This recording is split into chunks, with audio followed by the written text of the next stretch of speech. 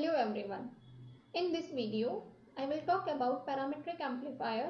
हम यूनिट 4 के बारे में डिस्कस कर रहे हैं, जिसमें हम माइक्रोवेव डिवाइसेस को हम डिस्कस करेंगे, जिसमें अभी मैं बात करूंगी आज पैरामीट्रिक एम्पलीफायर्स के बारे में। देखिए, प्रीवियस वीडियो में हमने डिस्कस किया था मैन-ले-रॉ रिलेशन, साथ ही हमने उसके एप्लीकेशन के फॉर्म में पैरामीट्रिक अप कन्वर्टर और पैरामीट्रिक डाउन कन्वर्टर को स्टडी किया है। आज हम उसी के आगे हम डिस्कस कर रहे हैं पैरामीट्रिक एम्पलीफायर। देखिए, पैरामीट्रिक एम्पलीफायर होता क्या है? Parametric amplifier is an amplifier which consist of non linear reactance is known as the parametric amplifier. कि एक ऐसा एम्पलीफायर होता है जिसकी रिएक्टेंस नॉन लीनियर होती है, नोन एज पैरामीट्रिक एम्पलीफायर।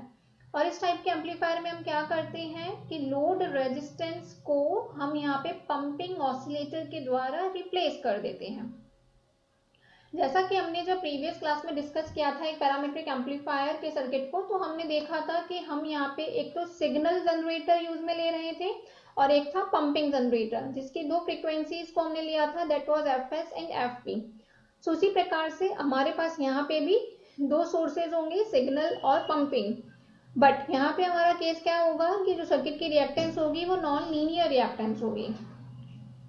तो देखिए, आगे हम इसके डायग्राम को हम यहाँ पे रिप्रेजेंट कर रहे हैं। देखिए, इस फिगर में आप एक पैरामीट्रिक एम्पलीफायर के प्रैक्टिकल सर्किट डायग्राम को देख सकते हैं, जिसमें यहाँ पे आप देख सकते हैं दिस इज द वीएस। ये जो Vs है ये सिग्नल वोल्टेज है, और हमने कहा है कि यहाँ पे हम कैसा वोल्टेज लगा रहे हैं, हम यहाँ पे AC वोल्टेज अप्लाई कर रहे हैं।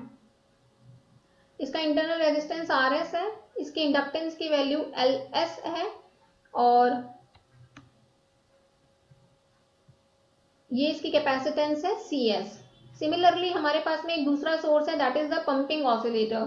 पंपिंग ऑसिलेटर का VPM वोल्टेज यहाँ देख रहे हैं, that is in the form of AC signal. Resistance है Rp, इंडक्टेंस है Lp, कैपेसिटेंस है Cp। ठीक है, अब यहाँ पे आप देख सकते हैं कि ये तो हमारा था सिग्नल और ये हमारा पंपिंग ऑसिलेटर है। यहाँ पे आप देख सकते हैं कि हमने इन दोनों को कनेक्ट किया है Ct से, और ये हमारी कैसी है, वेरिएबल कैपेसिटेंस है। ठीक है, करस्पॉन्डिंग रेजिस्टेंस हम देख रहे हैं Rd। फाइनल जब हम लोड पे देख रहे हैं तो Cd and that is the Ld and this is the output. यहाँ पे हम लोड या हम गए आउटपुट रेजिस्टेंस आरओ पर हम आउटपुट वोल्टेज ऑब्जर्व कर रहे हैं। सो इस प्रकार से आप इस फिगर में देख सकते हैं कि ये जो हमारा सिग्नल वोल्टेज है, इसकी पर्टिकुलर सिग्नल फ्रीक्वेंसी होगी, और वो सिग्नल फ्रीक्वेंसी है fs, और ये जो पंपिंग ऑसिलेटर है इसकी पंपिंग फ्रीक्वेंसी होगी fp। तो हम यहाँ पे इन दोनों ऑसिलेटर्स की फ्रीक्वेंसी fs और fp दोनों को हम एक नॉन लीनियर कैपेसिटेंस के द्वारा मिक्स करते हैं, और यहाँ पे हमें एक आउटपुट में जो फ्रीक्वेंसी मिलती है, that frequency will be FO which is equals to the MFP plus NFS।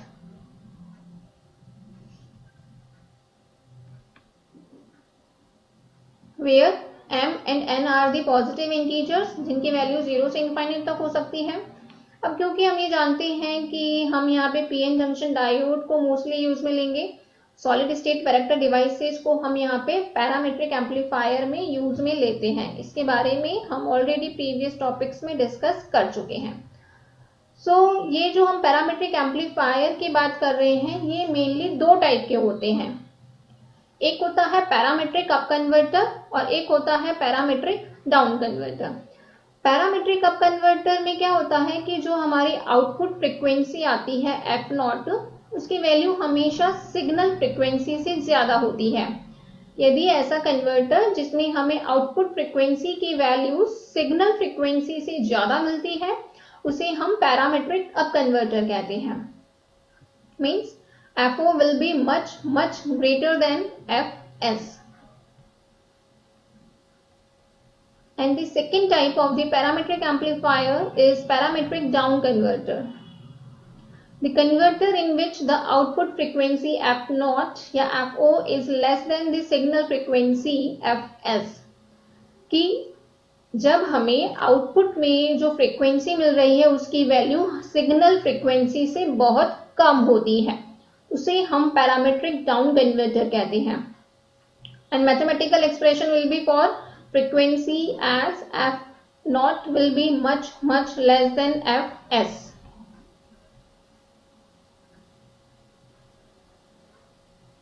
अब आगे, ये तो अभी हमने डिस्कस किए थे पैरामीट्रिक एम्पलीफायर के टाइप्स के बारे में। अब आगे हम डिस्कस कर रहे हैं पैरामीट्रिक एम्पलीफायर के लिए एक लीनियराइज्ड इक्वेशन की। देखिए, हम जानते हैं कि कैपेसिटर पर स्टोर्ड चार्ज और उसके अक्रॉस पोटेंशियल के बीच में हम एक रिलेशन प्रेजेंट करते हैं and that relation is given as Q is equal to the C into the V। तो करस्पॉन्डिंग करंट का एक्सप्रेशन क्या दिया जाएगा, I will be equal to the dq over dt।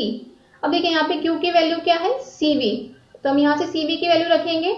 अगर हम ये कह रहे हैं कि हमारे कैपेसिटर की कैपेसिटेंस कांस्टेंट है, यानी कि वो टाइम के साथ में वेरी नहीं कर रही है, तो उस केस में I का फॉर्मूला क्या हो जाएगा, C को हम डिफरेंशिएशन से बाहर ले लेंगे and then I will be the C into the dV over dt।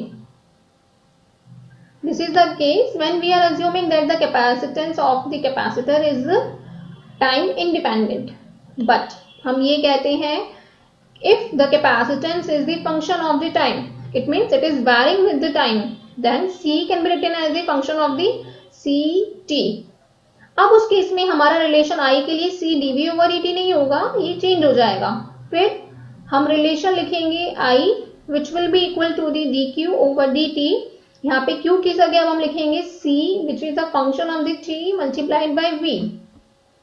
So I will be equal to the d over dt into CV। जब हम इसको ओपन करेंगे तो I की वैल्यू हमें मिलेगी C dV over dt plus V dC over dt।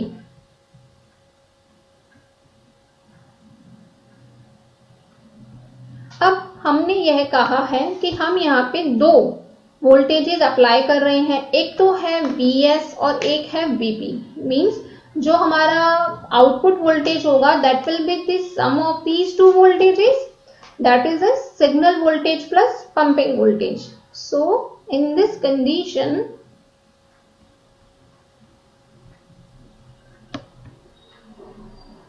V will be equal to the Vs plus Vp। और हम ये जानते हैं कि Q की वैल्यू जितना हम पोटेंशियल अप्लाई करते हैं उसका फंक्शन होती है।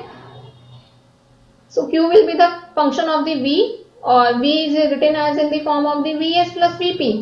So Q will be the function of, which is the Q will be the function of the Vs plus Vp. So अब हम यहाँ पे इसके करस्पॉन्डिंग दो केसेस डिस्कस कर सकते हैं। इट मीन्स इस सिचुएशन के लिए हमारे पास में दो केसेस अराइज होते हैं। एक केस होता है स्मॉल सिग्नल मेथड और दूसरा केस होता है लार्ज सिग्नल मेथड। देखिए, हमने यहाँ पे जो दो वोल्टेजेस अप्लाई किए हैं that is the signal voltage और पंपिंग वोल्टेज। इस फिगर में हम देख सकते हैं कि हम यहाँ पे जो Vp, this is a pumping voltage and this is a signal voltage, जो ये दो वोल्टेज अप्लाई कर रहे हैं इसके हम दो केसेस देख सकते हैं। Small signal method, small signal method क्या होगा कि जो ये Vs है जब इसकी वैल्यू बहुत कम हो। देखिए, नाम से समझ में आ रहा है स्मॉल सिग्नल मेथड, यानी कि हमारा जो सिग्नल वोल्टेज है उसकी वैल्यू हमने कम दी है rather than pumping voltage. So in that case Vs will be much much less than Vp। That case will be known as the small signal method. और दूसरा केस क्या हो सकता है, लार्ज सिग्नल मेथड। मीन्स हम यहाँ पे Vs की वैल्यू ज्यादा दें एज कंपेयर टू Vp। या फिर हम इसको ऐसे भी देख सकते हैं कि when Vp is taken much much less than V0, कि हमारा जो पंपिंग वोल्टेज है उसकी वैल्यू आउटपुट वोल्टेज के कंपैरिजन में बहुत ही कम होती है, then it will be termed as large signal method। So one by one हम इन दोनों मेथड्स को यहाँ डिस्कस करेंगे। First of all I am here bye discussing case 1, that is a small signal method। So in this case we take Vs, magnitude of Vs will be much much less than magnitude of Vp। देखिए, हमने कहा था कि हम यहाँ पे sinusoidal signal ये assume कर रहे हैं। सो साइनोसिग्नल के केस में Vs की वैल्यू हम अज्यूम कर रहे हैं Vs cos of omega s t।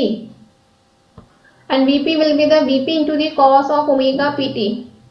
ठीक है, here Vs is the magnitude of the signal voltage and Vp is the magnitude of the pumping voltage. अब अभी हमने ऊपर एक इक्वेशन लिखी थी that Q is equals to the Q of Vs plus Vp. अगर हम यहाँ पे अब क्या करेंगे, इस इक्वेशन को टेलर सीरीज के द्वारा एक्सपैंड करेंगे. अब क्योंकि हम स्मॉल सिग्नल की बात कर रहे हैं तो स्मॉल सिग्नल में हमने क्या कहा है कि Vs की वैल्यू Vp के कंपैरिजन में बहुत कम होती है. सो Vs को हम यहाँ पे नेग्लेक्ट अज्यूम कर सकते हैं. So on expanding the equation number 4 by Taylor series at point Vs which is almost equal to the 0. So QV will be equal to the Q of the Vp plus del Q over del P function of the Vp. Vs at Vs is equals to the 0 plus and so on. अब क्योंकि हम यहाँ यह assume कर रहे हैं कि Vs is almost equal to the 0, so यहाँ पे हम हायर ऑर्डर टर्म्स को नेग्लेक्ट करेंगे.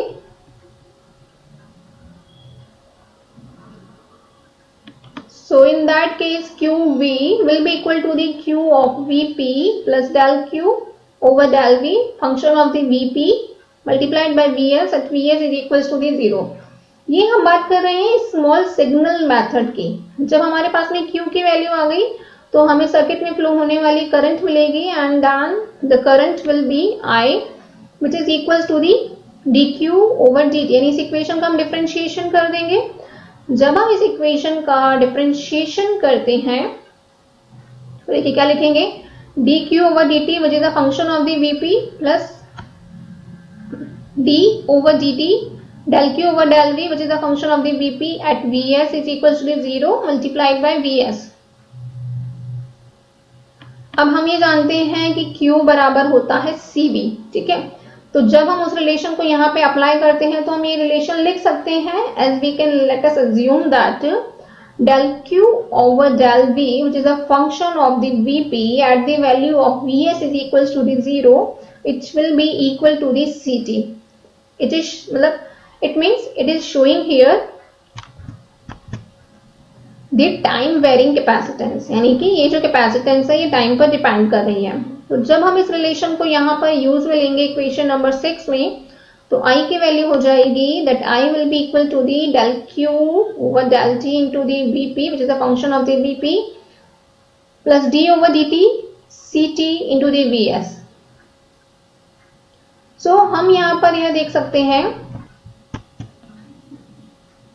इक्वेशन नंबर 7 से हम यहाँ यह ऑब्जर्व कर सकते हैं कि जब हम नॉन लीनियर कैपेसिटेंस की बात कर रहे हैं और जो हमने सिग्नल वोल्टेज अप्लाई किया था सिग्नल एम्पलीट्यूड उसकी वैल्यू पंपिंग सिग्नल एम्पलीट्यूड के कंपैरिजन में बहुत ही कम होती है तो करंट का वेरिएशन हमें इस फॉर्म में देखने को मिलता है. So this first term of this equation gives the current at the pumping frequency. तो हम यहाँ देख सकते हैं this is giving the current at the pumping frequency. ये जो अभी हमने बात की थी फर्स्ट केस की. अब आगे मैं डिस्कस कर रही हूँ सेकंड केस. सेकंड केस में मैं बात कर रही हूँ लार्ज सिग्नल मेथड. देखिए लार्ज सिग्नल मेथड में मैंने बताया था कि जब हमें जो आउटपुट वोल्टेज मिल रहा है उसकी वैल्यू बहुत ज्यादा है as compare to the pumping signal voltage pumping voltage. So for the case of large signal method it can be here written as Vp will be much less than V0. तो उस case में जब हमने linearly graded PN junction के topic को discuss किया था तो वहां पर हमने कैपेसिटेंस टाइम वेरिंग कैपेसिटेंस के लिए एक एक्सप्रेशन हमने डिराइव किया था.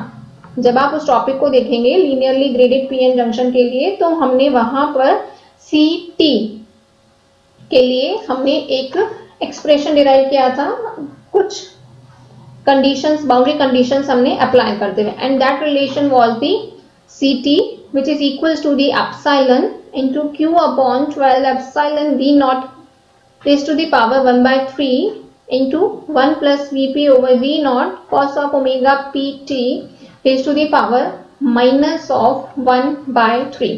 So यहाँ पे हमने ये जो रिलेशन है हमारा ये रिलेशन हमें शो करता है नॉन लीनियर कैपेसिटेंस को हम यहाँ देख रहे थे क्योंकि यहाँ पर जो कैपेसिटेंस है वो टाइम का फंक्शन था।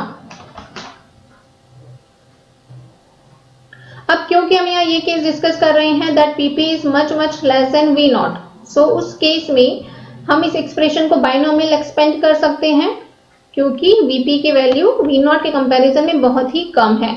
सो C T will be the epsilon into the Q upon 12 epsilon V naught raise to the power 1/3 into 1 minus of 1/3 VP upon V naught cos of omega P into the T.